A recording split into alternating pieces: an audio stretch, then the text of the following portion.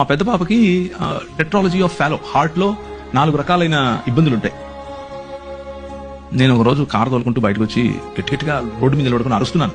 ఎందుకంటే ఆ ఒత్తిడి తట్టుకోలేక. నేను నీ కోసం నువ్వు చెప్పావని చెప్పి నార్త్ ఇండియాకి వచ్చి ఇక్కడ పరిచయం చేస్తుంటే నా బిడ్డకి ఇలా చేస్తావా నువ్వు? నా క్వశ్చన్ సేమ్ హబకు క్వశ్చనే.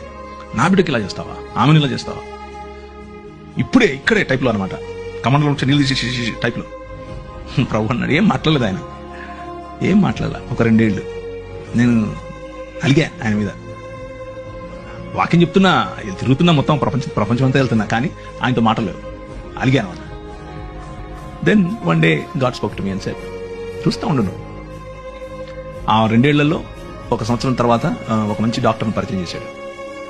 ఆ మంచి డాక్టర్ ఆపరేషన్ చేసి కరెక్ట్ చేశాడు.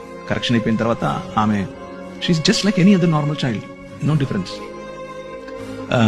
సో మనం అనుకుంటున్నట్లుగా కాకపోయినా ఆయన ఈ ప్రపంచంలో నూతనంగా ఏదో చేస్తున్నాడు.